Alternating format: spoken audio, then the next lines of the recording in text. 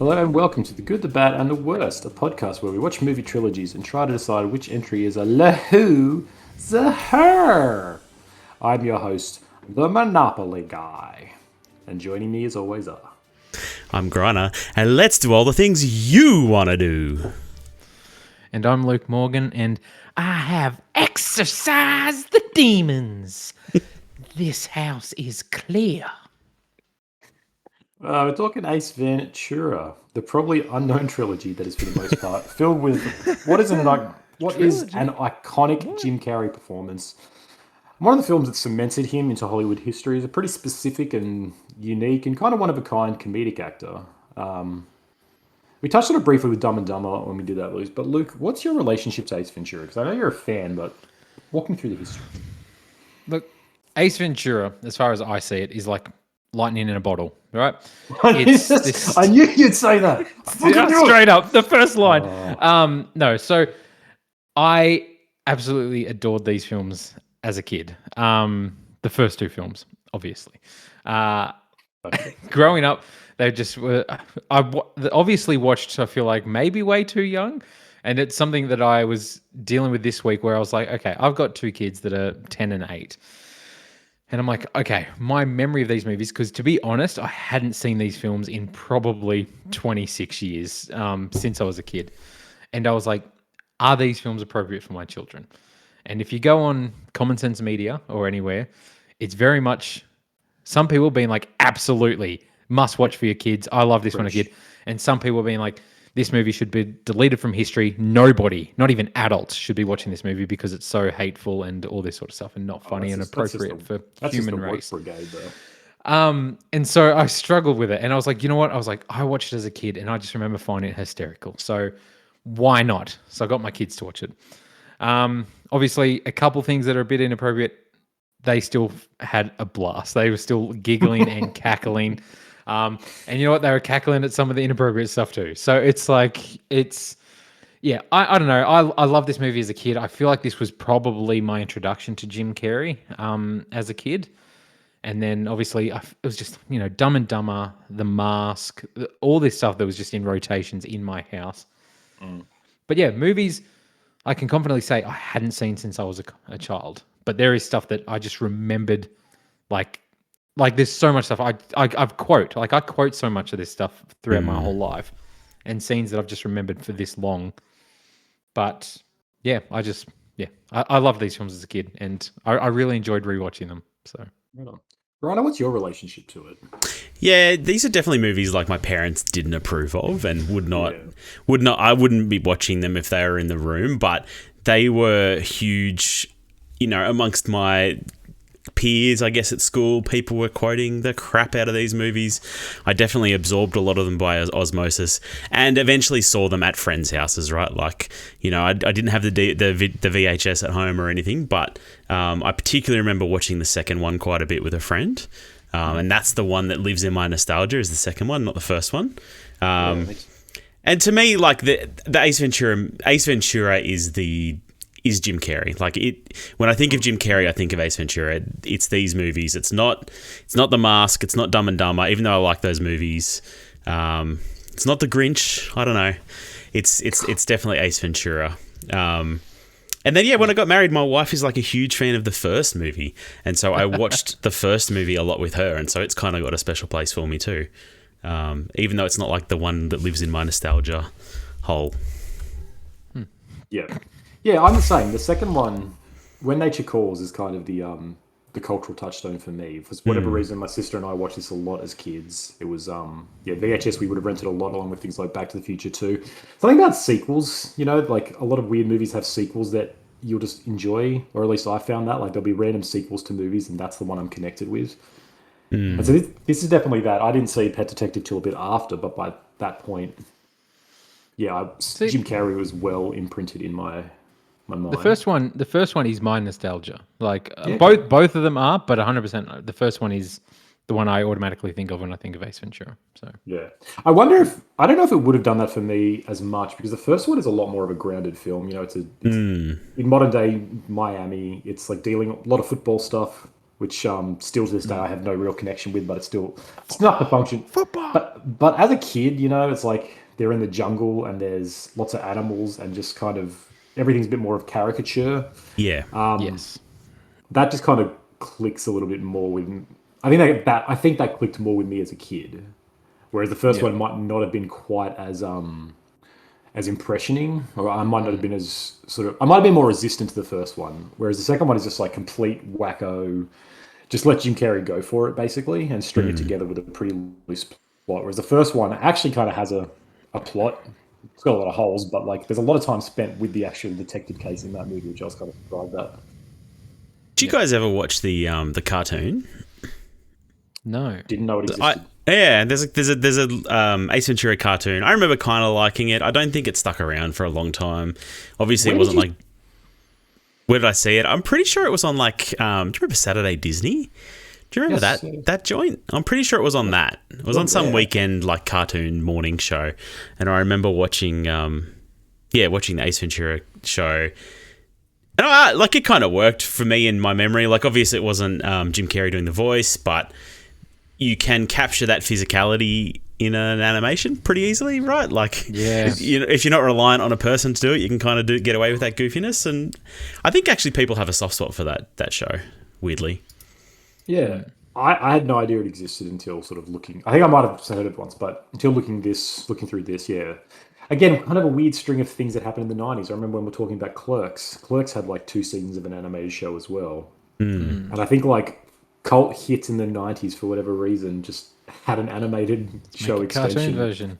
Yeah, it's just kind of like a bit of a cheap cash grab and like appeal to kids, and I guess they work sometimes. There's so many of them. Like the MIB TV show. I don't know if you guys ever watched that. Had a rockin' theme song. Like, I don't know. There's some decent ones in there, weirdly enough. Yeah. Like, it's not the worst idea, honestly. I kind of prefer that approach to IP. Just and I mean, like, mate. Yeah. I mean, there is another way to cash in on a series that's finished, and we will get that in this trilogy. And I think the cartoon is better. Yes. Yeah. I just I feel like that pet detective thing and kind of like a monster of the week, like a case of the week, just kind of lends itself to a cartoon. And if anything, Jim Carrey is the only human equivalent that can replicate cartoon animation. So it more belongs with cartoons. Yeah. That's right. Yeah, he is the human cartoon character with his gesticulations and his mannerisms and the stuff he does. Like, it almost feels like it should be the other way around. There should be this should have been like a great cartoon series, and then they were like, let's do a live action movie, and they hired Jim Carrey to play it. Yeah, absolutely. Because I feel like watching these movies, the thing that stood out to me, obviously the character is so over the top and such a caricature, and just like his mannerisms and stuff. But I don't know if anybody else on the planet could play this character, like, and have it be like you watch this person and it not be super grating of like, oh my god, what is this person's acting? Like, this is silly. This is just Jim Carrey's acting, and it feels natural in a way. But it wasn't originally written for him. Really? Rick Moranis was the original. Was originally going to star in it. That was a very different film. Yeah, so he turned it down, and there was another couple of people that were offered it as well. It was going to be a Whoopi Goldberg movie at one point. Weirdly enough, I did 5 minutes of research earlier. If you can't tell. But then when they got Jim Carrey on, he came on and kind of helped them rewrite it to his sensibilities, which I think is part of why it feels like a Jim Carrey movie. 100%. Yeah, and why it does kind of feel like there's almost sort of 2 warring aspects of it. There is like the more serious detective narrative of Miami Dolphins mascots get it stolen, and then like the kind of horrific journey into this guy Ray Finkel's mind, where like they go to his house and. I must say, I don't know. I'm now picturing like Whoopi Goldberg being like, he found Captain Winky, and I don't know. There's an appeal to that. Got to admit, Whoopi Goldberg. I need to see that version of that movie. The movie ages better if Whoopi Goldberg's doing it. Yeah. Maybe this movie's pretty like heralded for being ahead of its time at that point. I don't know. But yeah, you can sort of like tell there was something a bit more, I don't know, rudimentary, a bit more normal in there. And then Jim Carrey comes in and like infuses his insanity, and it becomes this mishmash, which I think is the magic of it. Is like there's these 2 warring factions. One side is actual film, and one side is just Jim Carrey's stand-up. Yeah. You know? And this is the bread and butter of like these comedic actors for this time. Like we talked about it with Adam Sandler, how he just kind of has a string of movies that are essentially just excuses for him to sort of do his comedy. Like Robin Williams had stints doing it. Like this is what a lot of these guys do, and like Jim Carrey's not from SNL, but a lot of SNL guys do as well. Like, what's his name? Barry Hader, not Barry Hader. He made Barry. Bill Hader.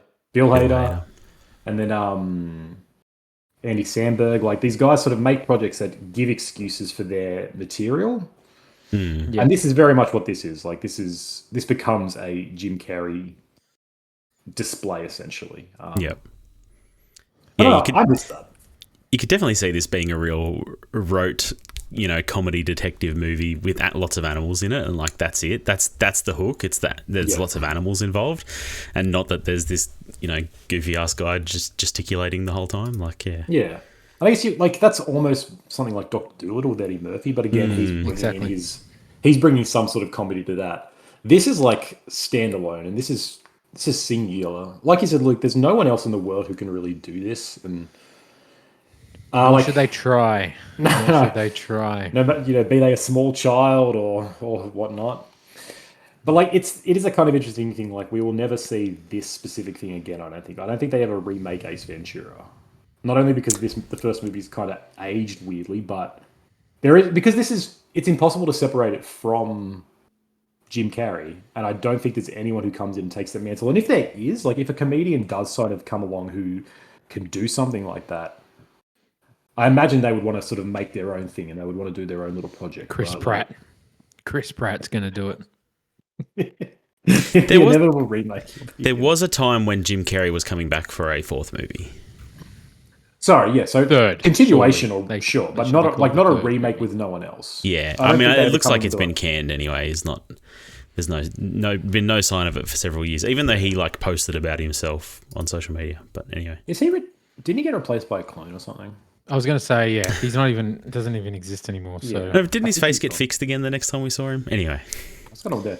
Speaking of that, John Travolta. Have you guys seen John Travolta recently? He's got a new hat. White guys enter a phase where they find a hat, and then that's just their personality now. Exactly. Yeah. He's been replaced as well. There's somebody out there. It's either Scientology does wonders, or there's, the railroad is real. That's a Fallout reference, not a racism reference, just for anyone out there. Not talking about colonial history. Anyway, we're getting off track. You guys shut up. Let's talk about stats. Stats. Ace Ventura, Pet Detective, 1994, directed by Tom Shadyac. I misspelled that. Tom Shadyac, written by Jack Bernstein, Shadyac, and Jim Carrey. Had a $15 million budget, made $107.2 million. Metacritic of 37. Ace Ventura, When Nature Calls, released 1 year later in 1995. Directed by Steve Odekirk, written by Jack Bernstein and Odekirk. Budget of $30 million, made $212.4 million worldwide. Metacritic of 43. And then Ace Ventura, Pet Detective Jr. I didn't write the year down. I think this is 2009. Directed by the devil himself. Written by 4 assistants to the devil. Now, because this is a made-for-TV movie, it had I could only find an estimated budget, which came in at $7.5 million, which blew my mind. Must have been the panda suits. Expensive to rent. I couldn't find any earnings, of course, for that reason, and has no Metacritic. But its Rotten Tomatoes score is 0% in one aspect, 32% popcorn meter. I don't know what that means. Audience scores 32%. Okay, so critics is... I don't know if it was 0 critics or if they just have no reviews, so it's a natural 0. But anyway, it's not positive, is what I'm saying. No. Any thoughts on that? Some people have a soft spot for the anime show, and some people have a soft spot on the brain and like the third one. I don't know. I don't think anyone likes the 32% of people are positive. That's what that means. I looked at some YouTube comments, and there was definitely some, I love this when I was a kid. It's my favorite Ace Ventura. And I'm like, there's a we'll get to it, but there must be a small subset of people who this was their first, this is their Ace Ventura touchstone for some reason. Yeah. So this is it's still made by Morgan Creek, the same company that made the other two. I don't know if this was I don't know if this is made for Disney or something.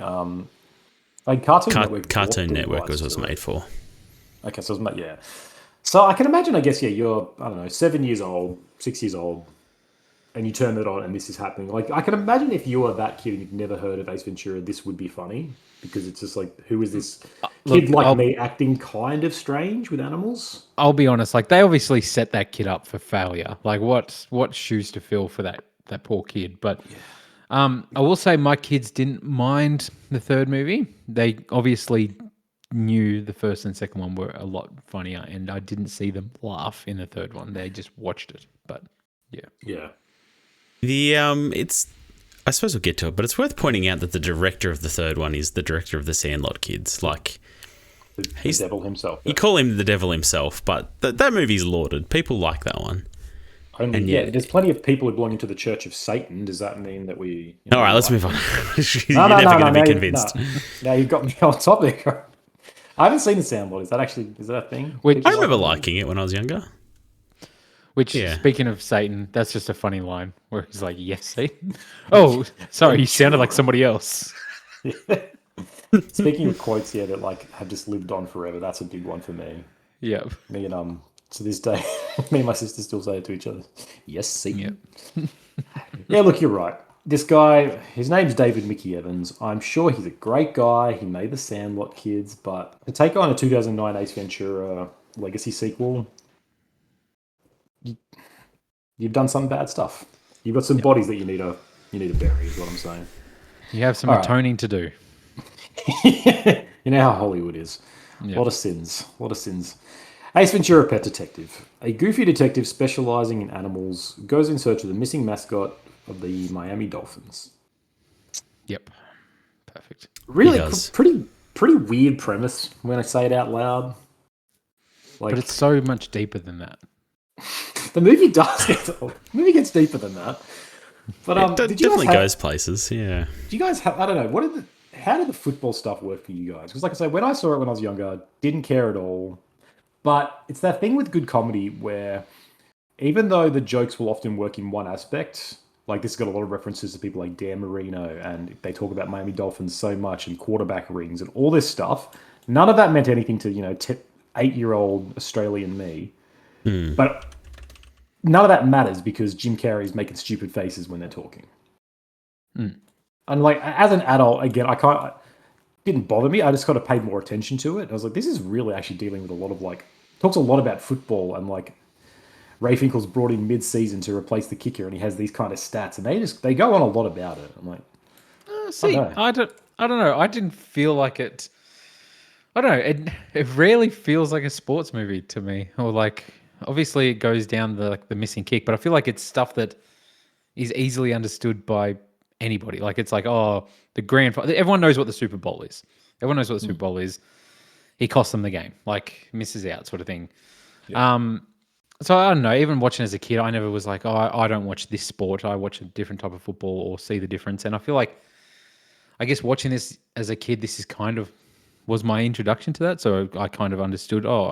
Miami Dolphins were probably the first team I'd ever heard of because of this movie. But, it'd only be a few years later I watch Waterboy, and I enjoy watching that. And it's very obviously gridiron focused. So, yeah, I don't know.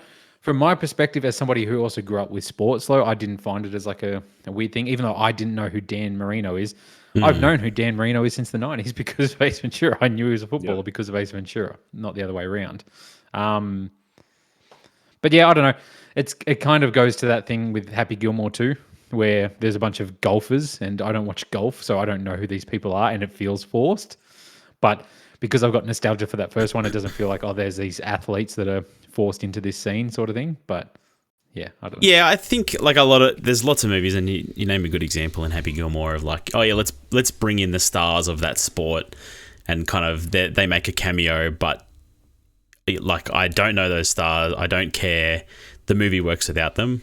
I'm also reminded of like the baseball Simpsons episode where like it's just a cavalcade of baseball stars, but I don't know any of them. But it's still a funny episode of The Simpsons. Yeah. It works despite trying to shoehorn in all these NFL stars, I guess. Yeah.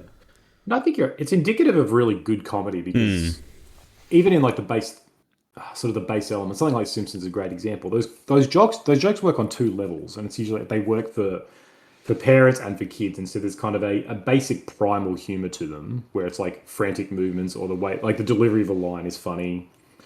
And then there's also kind of the extra layer for parents or older people to enjoy of like, I don't know, in Simpsons, like there's Johnny Carson and he gets referenced so much. And it's, it shows him doing his thing where he reads the cards and he's like a diseased yak. And that's just kind of, and so people who know that, like with this, would sort of go, oh, that's clever, or there's something to that. And I guess all the Dan Marino stuff here is kind of humorous. But like, yeah, just as I know there's something basic about it as well that kind of works. And so I don't know, the simplicity of the joke of this like footballer with him looks like he's checking out his junk at the urinal. And he like chases him with his hands. There's just something that's so absurd, especially today. It cracked me up. It was just... wouldn't fly. Yeah, like let's talk about get him punched, and he's like looking at the ring, like to see the gem, like all that stuff, and then he ends up chloroforming the guy. It's like all that stuff is like I remember as memorable scenes of him like chasing down these footballers, like trying to get him to stick his finger, and then he like pulls out the binoculars and like it's that montage is hilarious. Yeah, him in the letterbox with the guy with the letters. Yeah, it's really pretty fun. Yeah. Yeah, you wanted to touch on them sort of jokes, Conan? Yeah, like because this is they hold up great. This movie, to a certain kind of person, there is a dominant narrative around this movie. Like, this movie's kind of been, I don't know if it can be soft cancelled, but the legacy is tarnished pretty severely because obviously it's got a lot of, it's got homophobic jokes and it's got an obvious twist reveal that is would be considered transphobic, right? And so that never worked for me in general. Like the payoff was never this big thing of like, well, that's great comedy as a kid. It was just kind of like, it's kind of how it resolved. And I don't know if I never really, I don't know. I never did anything with it, never internalized or never thought about it too much. But as with all comedies of the era, like they're made of the era. I find cancelling movies, especially comedies, because of things that have aged poorly, to be really spurious. Just kind of, I don't know, bad faith and damaging to the whole medium. I don't know. How did you guys feel about it? I've heard some takes recently of people being critical of it because of, I mean, the transphobic aspect is the one that I think people get up in arms about, and that's fine. Yeah. I don't know. I just think these movies are too silly to take that seriously. Is honestly my opinion. Like they're of a time. Yeah. They're incredibly silly anyway. I don't know, but I mean, I don't know. If people are offended, then just don't watch it, I guess. Yeah. Yes. I don't know. This obviously as a kid, I thought this movie was hilarious. Never really thought about it too much, and I guess over the years, thinking back, I'm like, oh yeah, I can see why that twist is a bit problematic, sort of thing. Tell you what, the joke still killed in my house. My kids Nolan was cracking up as he's plunging his mouth with a toilet plunger. My son was cackling. And he burns the clothes and hops in the shower naked. Now, something interesting. I just wanted your guys' opinion. Like, obviously, watching it as a kid, and like, there's the reveal when he turns it around, and everyone in like the vicinity is they're like throwing up and all this sort of stuff. I obviously just assumed that was like, obviously because of the reveal, like, oh my god, but apparently it's, and I never read the scene like this. It's because she'd kissed all of the police. I had that realization this time. And that's why they were like, doing the same thing Jim Carrey does, because apparently she'd kissed them all. So really, they were just vomiting because they realized they'd kissed a man and they were straight. So she straight up sexually assaults him at one point in the movie. Rape. So all right, let's not go crazy. Did this lead to a series of your peers tucking themselves for comedic effect? Because I remember that being a thing.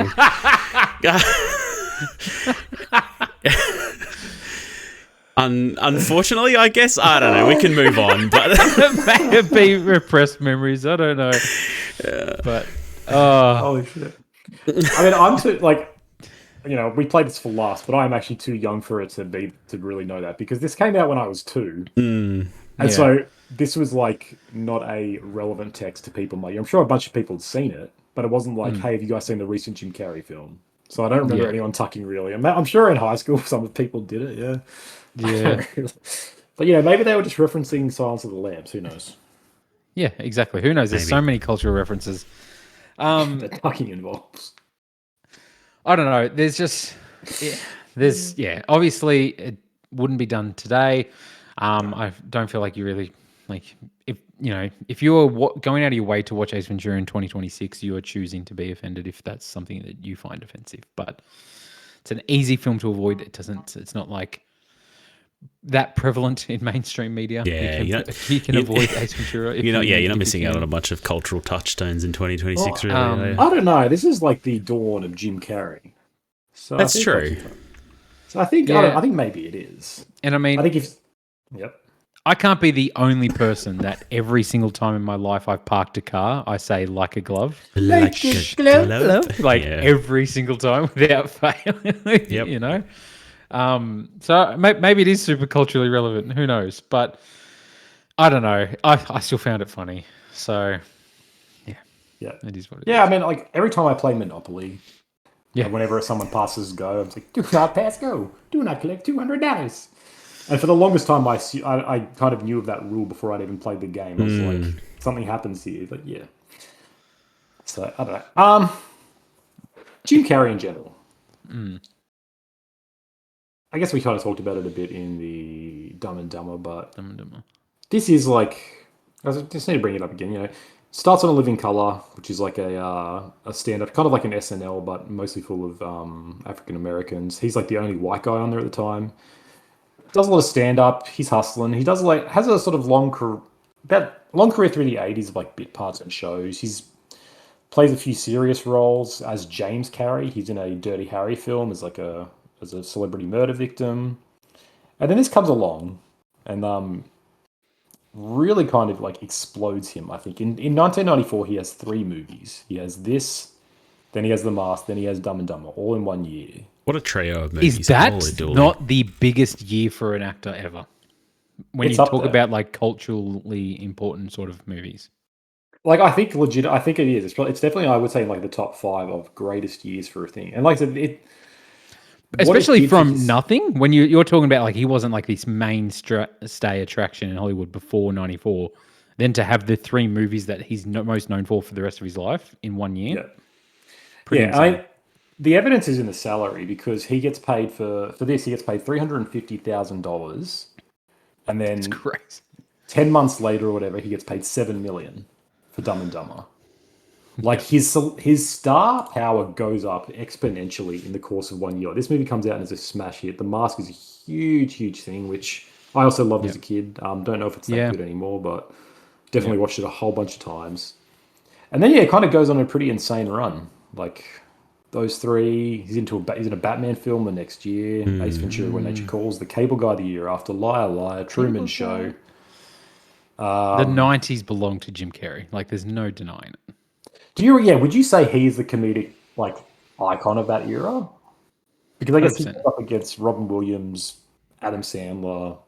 Yeah, we probably said the same thing about Sandler when we did his trilogy, right? Like the 90s every time we go to a new comedy, it's probably the same thing. But quite possibly.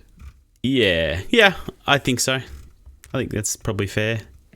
Robin Williams would be right up there too. Like he had big movies in the 90s. I don't know that I feel as strongly about any of them as I do about probably Jim Carrey movies, but yeah. I feel like for people of our sort of generation as well, Jim Carrey's probably a bit more. Actually, I don't know. I would feel that way because I feel like Adam Sandler, despite having a pretty big run, was just a little bit older. And so similar deal, and then the guys above that, sort of people a bit older than us would have that probably relate to him more. Whereas Jim Carrey, I think, just kind of really appealed. I don't know. Maybe that's just me, but I feel like he appealed to our generation a little bit more. Just sort of, it's a different form of comedy, but just like he was kind of the one present. Like I still remember like Mad magazines coming out when I was young, and like we had them for some reason. I don't think my dad was a particularly big Mad magazine reader, but we owned copies. And like subscriber. I guess maybe, yeah. Maybe there's like a secret part of him that I just don't know about. I should talk to. But like it had Dumb and Dumber parodies on it. Yeah. And so for me growing up, that was the touchstone. And this is like, this guy is comedy, is mainstream comedy. Whereas the other ones, I feel like we're in a little bit of a different space, but I don't know. Yep. Just want to shout out a couple of quotes that I still say to this day, or stuff I just find funny. If I'm not back in 5 minutes, just wait longer. And I got to say, when she's like, do you want me to make your life a living hell? And he's like, I'm not looking for a relationship, Lois, but if I do, I'll let you know. That's a great one. Kills me. Very good. Yeah. You really love animals, don't you? If it gets cold enough. Surprising amount of sex in this movie. I had kind of forgotten, but the movie opens with a blowjob essentially, and then as payment for his service. Yeah.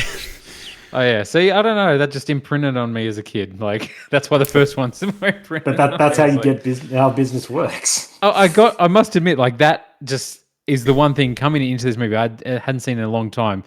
And I remember being like, oh, the main inappropriate thing. I was like, I can remember this like early on in the movie. And it's basically, like the second scene. And straight away I was just like, all right, kids, close your eyes. Like fast forward 10 seconds. I was like, she was just paying him with credit cards, you know? Just that's the thanking him. With Fortnite points, yeah. That's the funniest scene because like he is swaying like back and forth. For the longest time, I thought that's what would happen when it happened to me eventually. My wedding night was very disappointing around, you know, like getting attacked by a shark. I don't know. There's just so many iconic scenes. Like even him coming out of the bathroom and he's just like his pants are all torn. It's just drenched in water. And he's just like, whoo! In there. Oh god. That's the second movie, isn't it? I think you're quoting the wrong one. No, that's the first one because he goes in the shark tank. Yeah. Oh, that's right. That's right. He sneaks off. Yeah. The second one does that thing where it basically the second one reworks a lot of the quotes in pretty clever ways, but we can touch on that. Yeah. I agree. So much stuff that's just kind of imprinted on me, like the nature of like NFL rings. Yeah. Who knew that was a thing until we watched this movie as kids? I guess. Absolutely not. Still to this day, like without realizing, laces out on football. Like I'm just kind of aware of that. I don't know if it actually matters, but if I kick a football, like, the laces go out, and it's purely from this thing. It cost Ray Finkel that kick. And then that cost a lot of people heard about that? lives. Yeah, exactly. That plot diversion is I find it really fascinating in this movie. Like there is a version of this that is just complete goofball, and that's the second film. This one does kind of delve into a little bit of like almost serious matter, and it never really tries to actually explore it. But like that scene where he goes to visit their parents, it's almost like a horror film for like. The music is really effective, and it's just like this haunting music of showing this footage, and it's like the commentary and all this sort of stuff, and it's just like, die. It's such that horror trope where they go back to the parents' house or the friend or whoever it is to try and figure out how the killer became who they are, and then hear some horrifying story. Although it's very silly here, obviously, but it is. It's pure tropey. Like they live out in the bayous of Florida, like these sort of recluses. She's lost her mind, but I don't know, it's just this brief foray into seriousness that is really effective. Where like he said, the father said that he's like, all the people are home, but no one's cooking or something. It's like she keeps thinking that he's coming home any minute. And it's just like this event that Dan Marino's positioning of the ball has like destroyed this family. And what's great is he kind of really subdues himself in that house. Yeah. Like he's not like super kooky or crazy. He like really dials it back, and he's like, it does feel like a big tonal shift. Yep. Then obviously the next scene he goes to the mental hospital and it dials it right back the other way. Just give me a chance, coach. That's one of the funniest things. Like that's a bit I wish I could do. Like the whole let's watch that in rewind now. Yes, we'll do it. It's really good.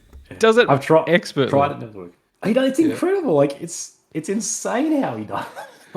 I've tried it before. Never works. You've got to be a certain kind of man to make that funny. Yeah. Yeah, I don't know. Courtney Cox is pretty good in this as well. Like I kind of forgotten for a moment she was there, but like she's a good just kind of straight man to him, where they've got to be paired together. And I love when she says, "You're just mad because your little theory didn't work out and you don't know how to express your anger." And he's like, "Yeah, and you're ugly." Saddlebags. That's right. It's an incredible insult. But like in that same point, then he has a moment of clarity where he kind of stops himself and he's like, "Melissa, wait," and he like goes serious for a minute. And he goes in to see her, and then. And he even says to the dog, he's like, "Yeah, we like her, don't we?" He's like, "Yeah." Like having the first one, the second one be kind of my touchstone for Ace Ventura. It's almost a different character, right? Like the second one never, like whenever it tries to touch seriousness, it's the stupidest shit ever. Anyway, he's like going back to his time with monks and stuff. Like for it's touching touchstones, and this movie, like so much. Yeah. Yeah, so you can tell they kind of saw what works, and they're like, let's just commit to one bit rather than. I think it works here though. Like I actually quite like that this movie has a bit of heart to it. I agree. I always love that scene where he's standing out on the balcony and he's closing the door back and forth and screaming to prove his point. It's just, I don't know. It's just the physicality of Jim Carrey on display. And I don't know how everybody in the room isn't just like cacking themselves laughing, but yeah. I wonder what it was like on set. I mean, Courtney Cox said it on set, like she was starting to like almost develop a crush and like fall for him during this, just seeing how funny he was. Yeah. So I can only imagine like it would have been like that for everybody. It was this incredible moment of seeing this like true comedic genius at work. It's like The Simpsons says, he can make you laugh with nothing but a frantic flailing of his limbs. Like no one else can do that. The first guy he steals the dog off when he's chasing him. He looks he's like, "Warning, assholes are closer than they appear." I don't know that scene. Even from the very start, I'd kind of forgotten that scene until it started, and I was like, "Oh man!" Like I don't know, like he puts the fake dog there and all this, and he's like got him under his coat. It's like, my wife loves him like pretending to be the delivery driver and just like throwing this box around and kicking it and jumping up and down on it. And he's like, "It sounds broken." He's like, "Probably." Yeah, probably. Here's the insurance paperwork to make your claim. Yeah, most definitely. Yeah, must work for Australia Post. But yeah, zing. It's a timeless joke, that one, really, isn't it? Yeah. Yeah. Is there anything else to say, or do we just quote this movie for another 20 minutes? We can keep quoting it. No, you go. Just close to the scene where he gets in the shark tank. He's doing the stealth sneak up through, and then he gets in a door and just slams it as hard as he can. It's just this. Not even that. He hops over the railing, slowly like shimmies down it for like 10 minutes to then jump back over the railing to open the door in front of him. Like it's great. It just feels like he's having a really good time for some reason. Yep. I almost wanted to ask before we started the podcast which one of us was going to do our quotes like with our ass cheeks, facing the screen. Must ask you a question. Ask you a question. Asshole, soda. Oh man, that's just my childhood there, talking with my butt. Yeah. Even just like the Star Trek impersonation when he's in the tank. It's just like I just can't do it, Captain. Again, it's easy material, but it's just really funny. Yeah. Yeah. I don't know. Everything he says in this movie is funny. Like, yeah. No, it really is. Like, there's nothing that I don't know. There's nothing for me that really doesn't hit. Like, it's just I'm along for the ride. It's an hour and a half. It flies by. Like. Yep. This is what movies should be. Comedy movies, like it's good. It's a good time. Yeah, comedy movies straight up. Like it's in and out. Doesn't waste time. Yeah. It starts straight away. Like you know what you're going to get. Yeah, it's good. Would you guys ever hire a pet detective if you lost a pet? I mean, if Ace Ventura was available, yes. I don't think I could afford him. You don't want to make them that payment? You don't make that payment? I don't think I could make that payment. That's why there's no pet detectives, because they're all criminals. They're all in jail for soliciting sexual favors. Yeah, they all got arrested. They're all doing time. Yeah. Yep. Ace ruined the party for everybody by making a movie about it. All right. Should we move on for the second, or? Yeah, let's do it. Yeah. Okay. Hey, if you got more to say it. I don't know. Also, when he gets his car started and it's alive. Yeah, just so much stuff I've quoted that some of the stuff like I didn't even realize was this movie. You know what I mean? Yeah. It's just like, oh yeah, that is in my daily vocabulary. So yeah. Yeah. It's special when a comedy movie does that. It just changes how you think and speak. All right, Ace Ventura, When Nature Calls.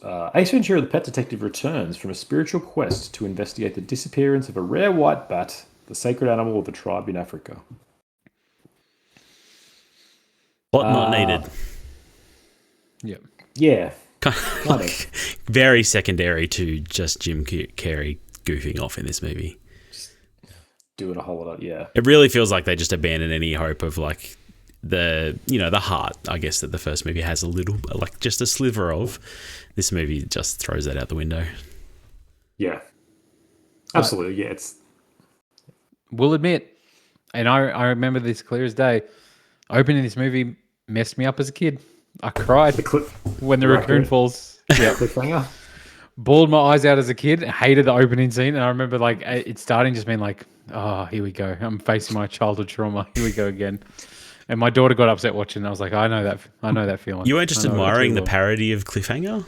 Like I've never seen Cliffhanger. It's pretty funny. I was just like, "This is tragic." So I'd watch Cliffhanger now and think it's parodying. I'd just be laughing. I'd be like, it's just like the raccoon all over again. Yeah. So much stuff from this movie that I have fond memories for as well. I feel like I didn't remember the movie as a whole, like the beat for beat where it goes sort of thing. Just remembered certain scenes, which, without a plot, it's kind of what this movie is anyway. Like the White Devil stuff, I've always remembered just the spear in each leg and him passing the second one. That's the main thing that's stuck in my head, and obviously the rhino as well. Yeah, the rhino is like probably the greatest joke of the 1990s. He does it in the most like extreme way, like biting and like it's like he's got their hands out and they're like yes. Yes, I just always remember the mother covering the girl's eyes, and you're just seeing his arms flailing out. Oh, yeah. And the boy being like, "Awesome!" Yeah, dad vomits in his mouth.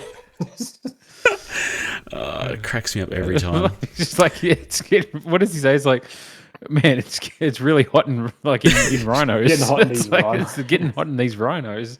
Whew. And all he's got in there is that little tiny fan anyway, like as if it's going to do anything. And then just the way he flops out onto the ground in the fetal position. Did you guys know that rhino sold recently for $60,000? I think I did see That's a bargain. We should have chipped in for it. We so should have. I don't know how we could have made our entrance on this podcast, but man. Mechatronic rhino. Yeah, I'd kind of forgotten. Like, I knew the plot synopsis of this movie, and I remember that well, but I'd forgotten how little there actually is of it. It's like I'd forgotten it was about a bat. Like, I'd forgotten the whole guano thing, to be honest. Again, I remember that he was scared of bats or hated bats, that they're ugly, but that was it, yeah. Interesting character choice. Apparently Jim Carrey really didn't like that. This movie had a pretty troubled production. Like, they had to change directors 2 or 3 times, I think. An actor left right before filming as well.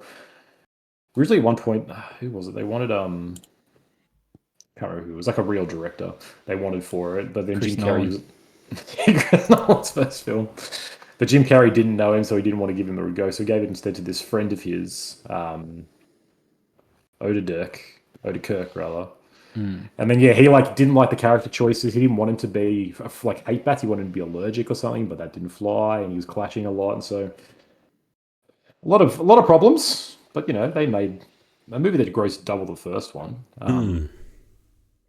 Yeah, this is the kind of IP expansion I can get behind. Like 1 year later, just release a sequel with the same actor, kind of doing the same thing but new stuff. Don't wait 6 years. The crazy That's- turnaround felt like a second Very movie. turnaround. It's gnarly. Yeah. Yeah, and it all works. Like, it's just this movie doesn't grow. I was shocked how well this movie does. It rehashes and repeats jokes, but kind of reworks them enough that it doesn't feel quite like.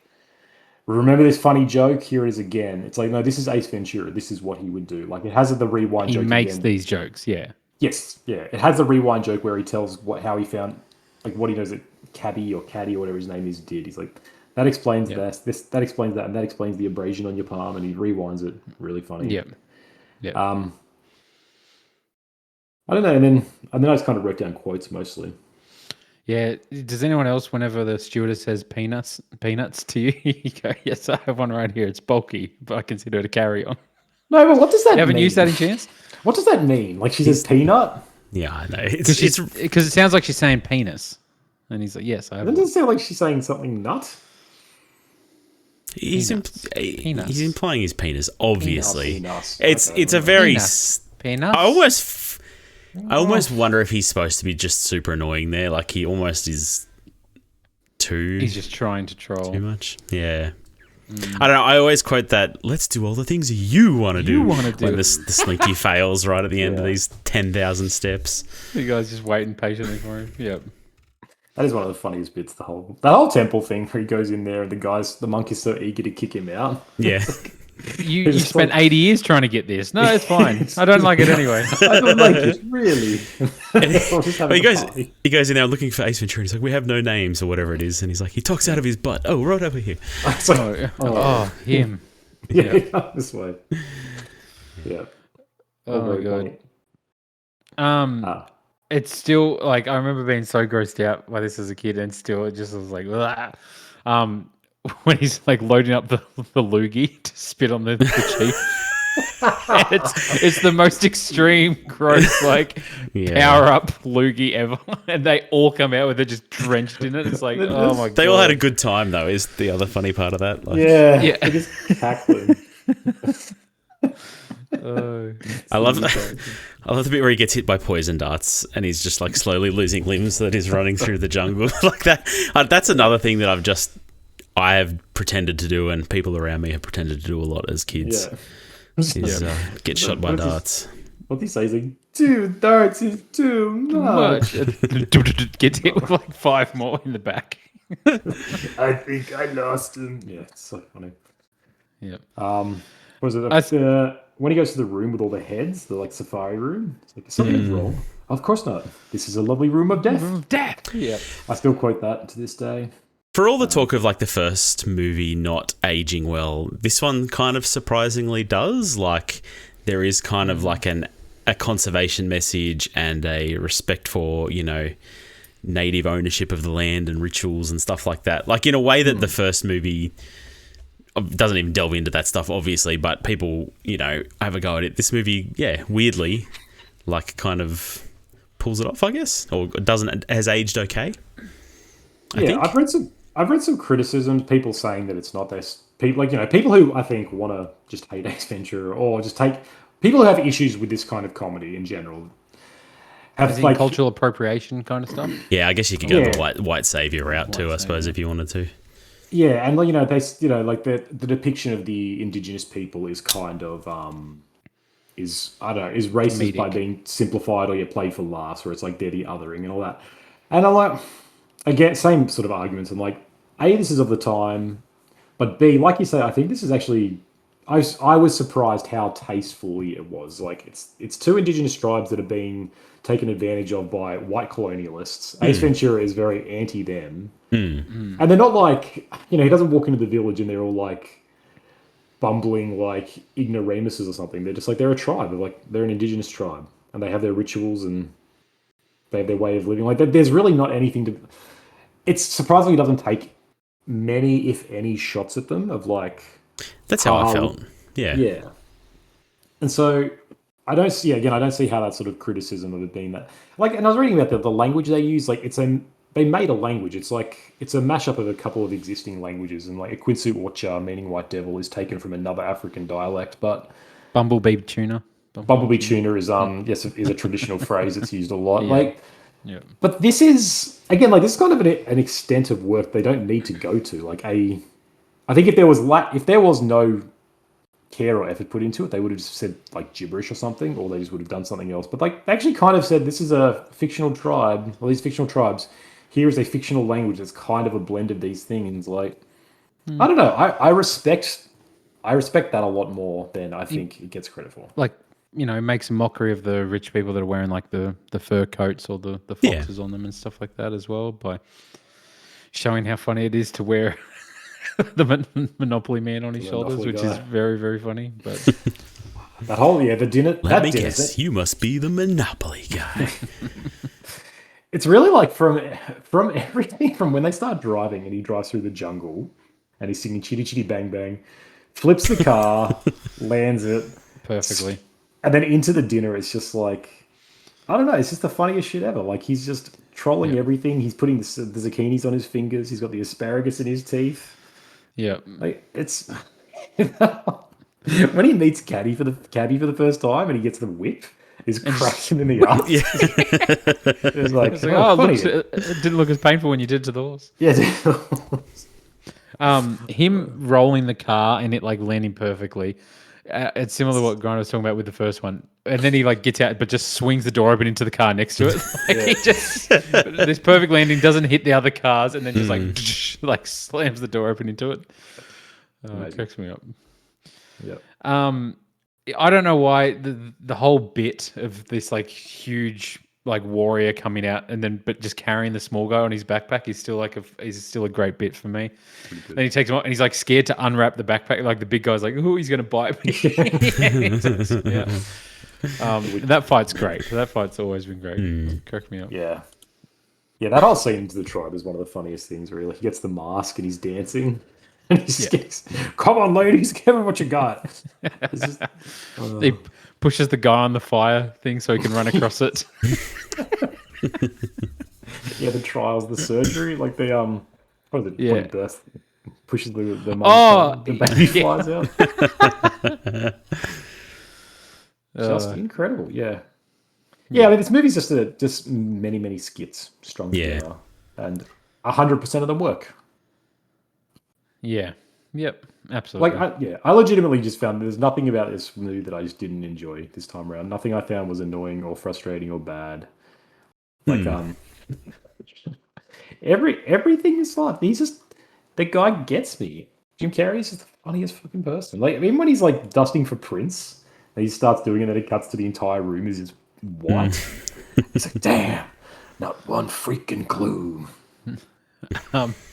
When he's saying that, like because of he's gone to the monks and stuff like that, and he's like not going to be tempted by the princess, and he's like, they're a temple of the reproductive organs. Do you have $1? She's like gyrating in front of him. He's like, yep. See him with the spitballs. I remember after watching this, I was like, I became obsessed with like figuring out how to do that and how to using straws and shooting bits of tissue around my room. Very hygienic. It's got the two Australians in it that sort of turn up to in the part. But it's like they're mentioned very early in the movie, and then like you don't see them, I feel like, for 40 minutes, and then they're there for like one scene, and then Ace overcomes, basically. It's But they're pretty pivotal, They're the ones who stole the bat. They are. I enjoy that. Scary looking. I enjoy that detectives, like the detective work there, where he's get the two darts. Where he's looking at them, he realizes like one's the different darts. Something bearing a fungus and one's not, and like again, it's kind of like a good little detective moment in here that doesn't need to be there, but and then at the end, they can tell that she's not a virgin, so the little warrior is very upset, and they chase him down. Yeah, when did they have sex? Because my understanding, right, is that I thought that was a dream, right? Yeah. Well, my understanding was that he sees her, doesn't give in, and then is masturbating in the tent. That's when he walks in and he's like, "I'm doing my mantra." So, oh mama. So then, like, we never, and then he kind of gives the bat back, and within the space of what I assume is a day, they've been getting married. So when did they do it? Ace don't need a day. He doesn't need a day. That's right. We saw in the first movie he can do it 3 times and then go for a 4th straight away. Like he's energetic. Yeah. He's a virile young man. My only other question I had is, bear with me, but is rape by ape a fair punishment for a colonial capitalist who planned a genocide? Very appropriate. Okay. Very appropriate. So I needed someone else's take. I concur. I agree. Yes. Yeah. That whole thing where he turns around and there's the big ape just who picks him up and then you see the bush shaking. And the music starts playing like playing. As a kid, really funny. It's like ha ha ha. As an adult, I'm like, oh no. We all had a good laugh, but that ape was actually I feel like assaulting that man. I feel like as a kid, I was just like, oh, the ape's beating him up, you know? And now I'm just 100%. Like, oh no. That's not what's happening. The ape's railing him. Yeah. Yeah, well, it's like he did some bad things, so that's what you get. That's what you get. I'd say. But yeah, this movie's got a pretty good message. Pretty pro, don't be a colonialist, you know? Exactly. Nature will smash your butthole. All right. Speaking of smashing buttholes. Ace Ventura, Pet Detective Jr. The son of an eccentric detective steps into his father's shoes after his mother is wrongly arrested for stealing a baby panda. I watched this movie on my laptop yesterday afternoon, which isn't the best way to watch it. This movie's built for the biggest screen in a dark theater, as I'm sure you both relate. Is it not only available on YouTube as well? So that's the only place I could find it. Yeah. Not streaming. You can't buy it. You can't even buy it on YouTube or rent it on YouTube. I looked for a 4K Blu-ray everywhere. Could not find it. Never got one. Unavailable. You just got to wait for the Cartoon Network rerun. Every other weekend. They play it 3 times in a row on most Saturdays. Yeah. This is like a movie that has been forgotten to time. I think everyone who's involved is kind of ashamed and doesn't want anything to do with. And but they should. I can see why. It is not good. It has no right to exist, really. Yeah, who is it for? Like, I don't feel like anybody who watched Ace Ventura in the 90s cares to see a kid's version of those movies, right? Like, this movie is obviously made for kids. Yep. I don't know who this movie is for. Like I was thinking, what is the value of an IP if it's not for its original fan base? Unless they're going, all them people that love this when they were young and now adults and have young children that have developing brains, they might find this funny to put there for their kids. But that's right, but it's like it's the wrong timeline for that anyway. Like, I think like it's just I don't know, it makes no sense. Yeah. The humor of Ace Ventura just has no place here. Like, it doesn't translate to a kid's thing. It doesn't. There really is nothing to it. Like, no reason to have it. I guess the whole joke is that he likes pets, but that kind of doesn't even become like a like that never even get really played up. It's like the opening scene is he saves a mouse, and that's kind of it. And then he's looking for pets, but in the first movie, his apartment is full of pets. In the second movie, we have that great montage where he's blending in with the animals and he's like picking off the parasites off the other chimps, and he eats out of a dog bowl. Zebra. Yeah. I guess you're right. He's eating from the dog bowl in this one.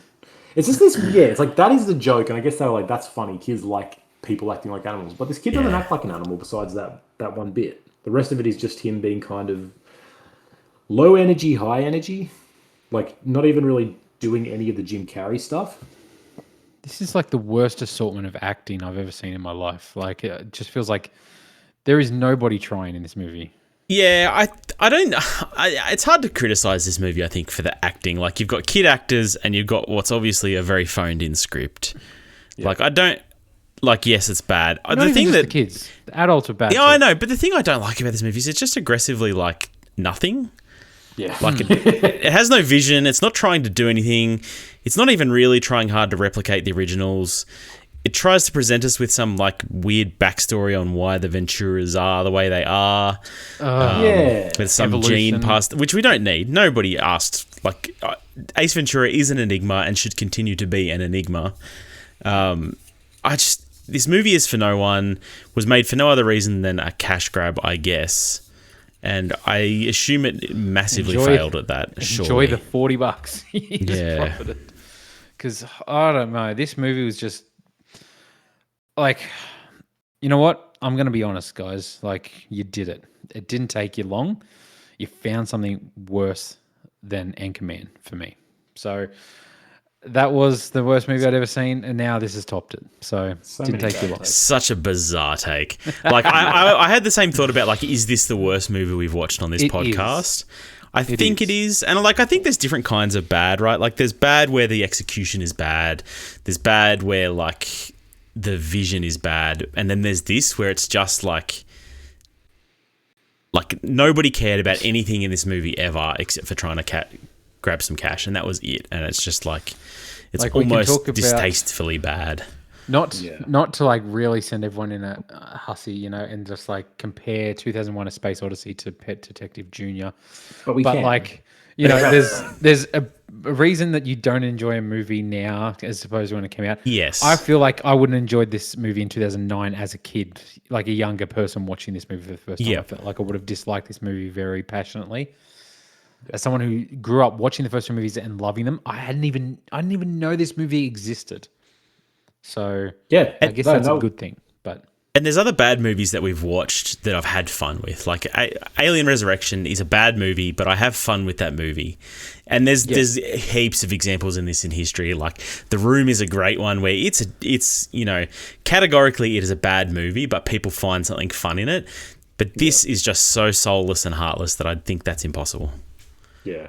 Even something like I really, really hated Chronicles of Riddick.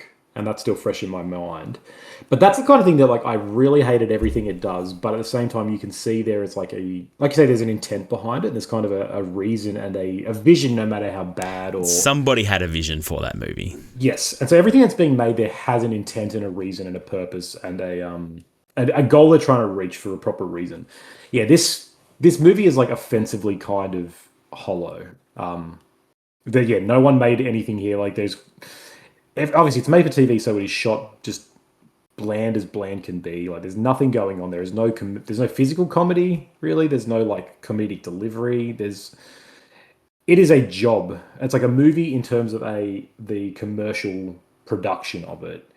There's no artistic merit at all to it. And the acting in this is better than the acting in some other movies we've probably watched for this podcast before. Like... And the script functions as a script. Like, everything about it kind of is... It's not like The Room where it's like, this just isn't incoherent. That's right. Like, it's coherent, but that's about the best thing you can say about it. And that kind of makes it honestly more offensive because it's like... Everything, it's just so lifeless, though. It's like, this is kind of... It's like, it feels like what AI would do as a script nowadays. Like, you get this churned out and be like, oh, yeah, that works. It does, but it's void of anything else. And that's kind of, and especially with something that has such a unique identity, like Ace Ventura. That's Jim Carrey, that's animals, that's like this bizarro comedic character. I was kind of expecting with this movie like an hour and a half of this kid trying to do Jim Carrey impersonations. And I was like, okay, this will be an interesting thing to see. Like, was this some young like Nickelodeon star who was really good at doing funny faces and they're like, you could do that. But it's not that. Like, I think there's like two parts where he says, he tries to channel it vaguely. But that's it. The rest of it is just like nothing. He talks kind of fast, but even then he's not a fast talking kid. So it's like it's this normal talking kid who's trying to talk fast like Ace Ventura would. It's got weird references to like a Few Good Men that don't work, but I don't really I don't know what the kid rushes through it really badly. It's all strange. Like I was left at a loss. I'm like, this has no purpose. No. It like really stumbles over itself too to avoid, you know, using Jim Carrey's likeness in any way, shape, or form. Like, it's just the weirdest thing. I don't know. They never even they never touch on. I was spending about half the movie wondering. I'm like, wait, is this meant to be him as a kid, or is he his son? And I still never got a clear answer until. It's his son. It's 100% his son. It is, but they never actually go. Like they take a long time to ever really touch it. They're like, you're Ace Ventura, and she talks about his father and how your father disappeared. It's like, okay, is this like because this kid's pretty normal, but like Ace Ventura is not normal. So why is he married to some woman in the suburbs? She's supposed to be Courtney Cox's character. Is she? Yes, 100%. I'm know pretty that you're sure probably that's a bigger fan of this confirmed. movie than- No, I watched a little I watched a little vignette thing just 15 minutes before this podcast to just remind myself of how bad this movie was, and yeah, the we are given the impression. Oh my god, Melissa! It Yeah, is. you're right. Her name is Melissa. I mean, Oh, that pisses me off. That actually And makes that me like more angry. obviously Ace Ventura impregnates her and then becomes a monk and then yeah. marries a tribal princess or whatever he ends up doing. Okay, so then why is Melissa Ventura then retiring from working for the Miami Dolphins to be a zookeeper in the suburbs? because of how traumatic the Einhorn. She's still like devastated. Man, if you're gonna commit and have that, at least have Einhorn come back. You know what I mean? Like, show up as like they've been in jail for 20 years and they're now, You make them make- the villain, yeah. Yeah, the villain, the rich kid's villain, make him be a part of the Einhorn family, and every Einhorn is just a monster as well. Like Einhorn's kid, is at school. Yeah. Yeah, this movie's like offensively G for Cartoon Network. Yeah. You can tell it's aimed at 6-year-olds on a Saturday afternoon watching something. But yeah, I don't know the story behind it. I don't know if this was like they had to make it for the rights or something. Because to your point, Grant, I'm like, I cannot figure out how there was anyone who made this call was like, yes, kids love, kids will love this.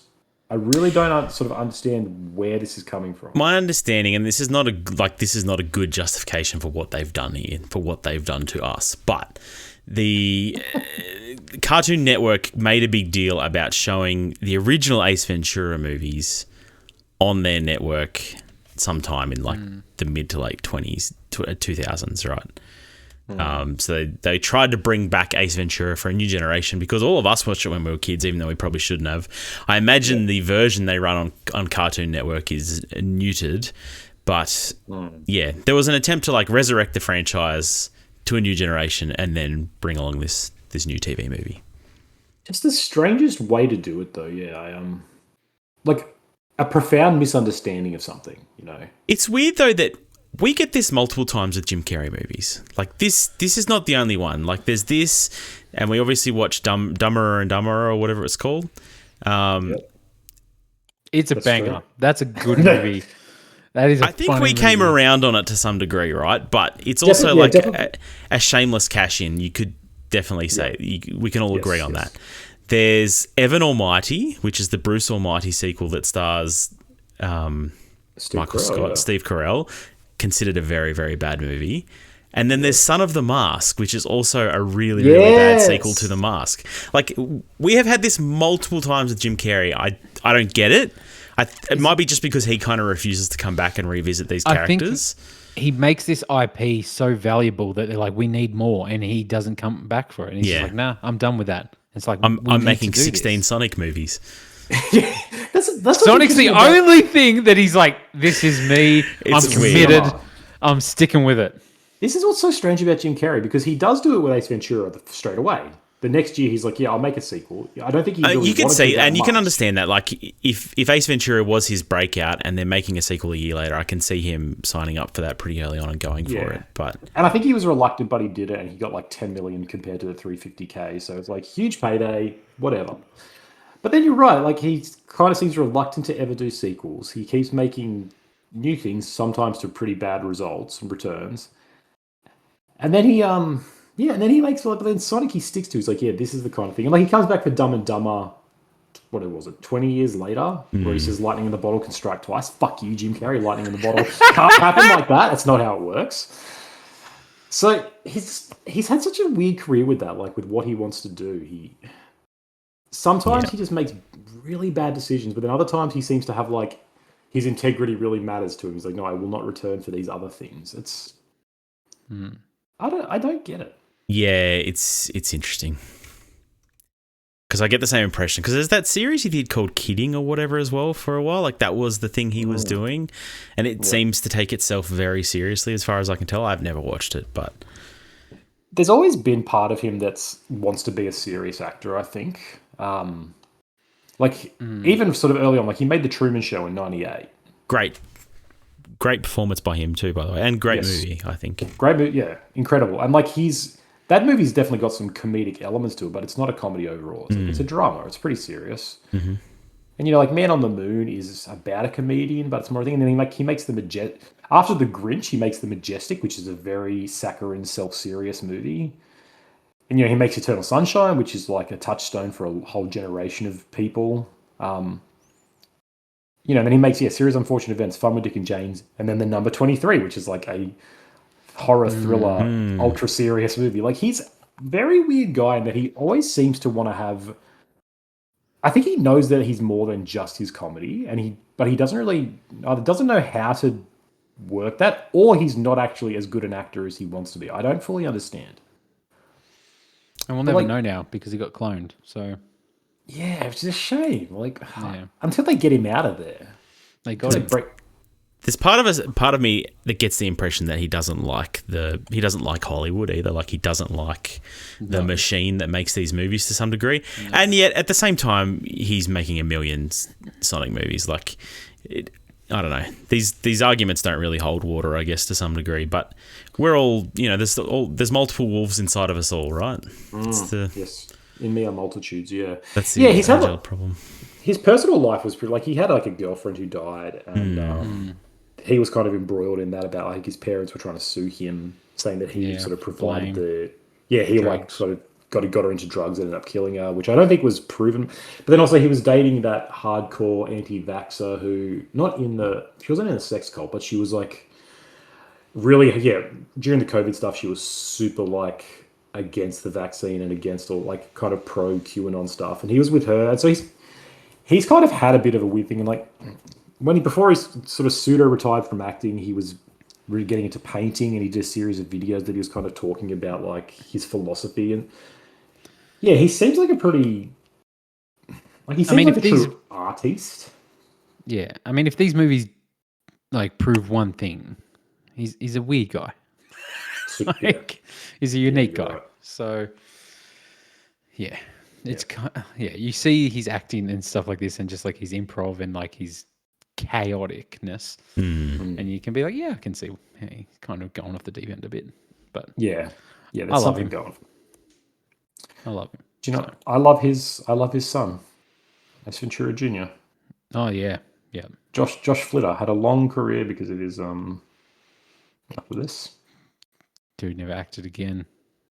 I was looking at his career. He's done a lot of just really hasn't had a whole lot random stuff. Yeah, dude got beat up for years, being not from the other kids at school. The other kids at school's dads. You ruined my childhood favorite movie, beating him up after school.